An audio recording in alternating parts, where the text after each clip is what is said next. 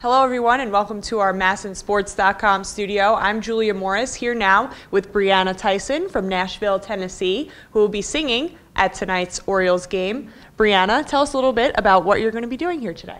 Well, actually, I'm going to start off with a pregame show. Really excited. I've never done that. I've sang at a lot of different baseball stadiums around America, but never gotten to do a pregame show. So I'm going to be really excited about that, singing a few of my original songs, and then doing the anthem. What are you most looking forward to? Honestly, the anthem is a song that I have loved singing since I was little, and it's been, gosh, since I was about 15 years old since I've gotten to do that. So I'm really excited about singing the anthem for everyone. It's going to be great.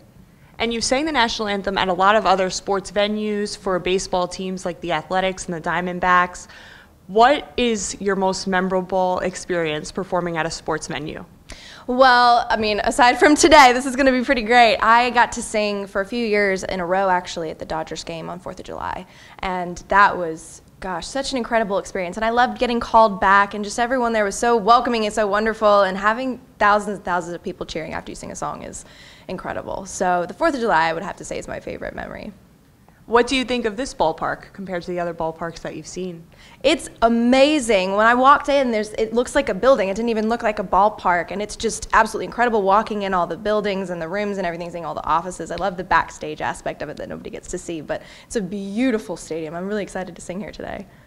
You've performed at a lot of big venues. You mentioned the 4th of July experience. When you have crowds that big, how do you stay calm before performances like that? Oh man, well, it's kind of hard. It's very difficult. I mean, when you're, especially a song like the national anthem, it's so difficult and testing on your voice, and it's a very nerve-wracking experience, but I feel like once you get out there and you kind of start singing, after the first like 15, 20 seconds, the nerves just kind of go down and you just go into work mode and you just are like, okay, I gotta do this, I gotta sing. But beforehand, I definitely pray a lot, and I just try and do deep breaths and just kind of calm myself down as well as I can, but honestly, it doesn't really work that much most of the time.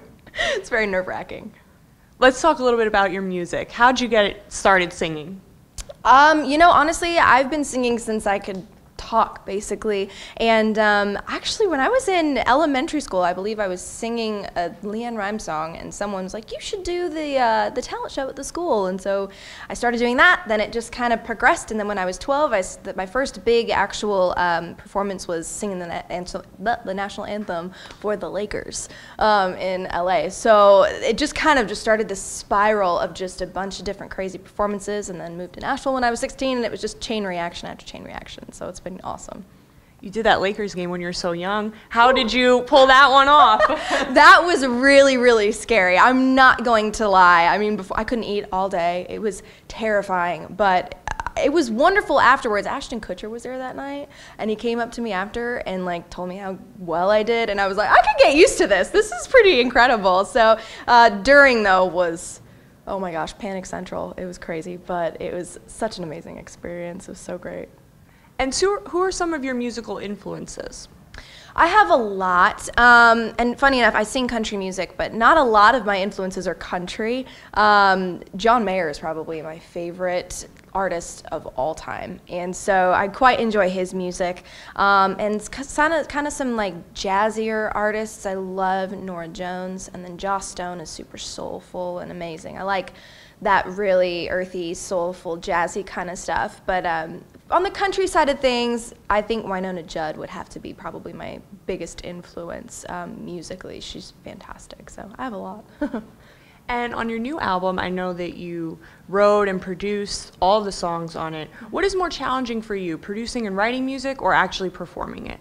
Definitely the writing and producing process, because in that you have to create something from basically nothing. When you're performing, it's something that's always kind of come natural to me just to sing. So, you know, it's completely different, because when you're performing, it's something that's already been created and you're just kind of reenacting it for people. But when it comes to writing and actually producing the music, you have to think about it from the ground up. Like, okay, what parts are we going to put in here? What words do we want to say?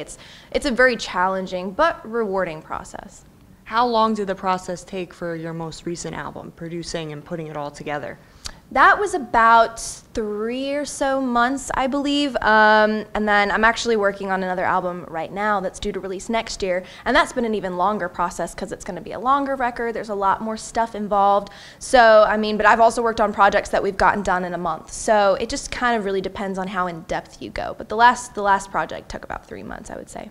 And can you tell us a little bit about what type of music people can expect from that album, Back to Me? Definitely. Well, what I tried to do with Back to Me was kind of put an old-time influence in with it and kind of combine it with the current country music. So it's very different. Some of the tracks, I have a track called Head Over My High Heels that we actually have like a horn solo, which is unheard of in country music. So it's unique. It's kind of my first try at being myself in country music instead of trying to just like keep with the mold that everybody had for years and years before that. So let's switch gears a little bit. You're in Baltimore. Yes. What do you think of the city so far?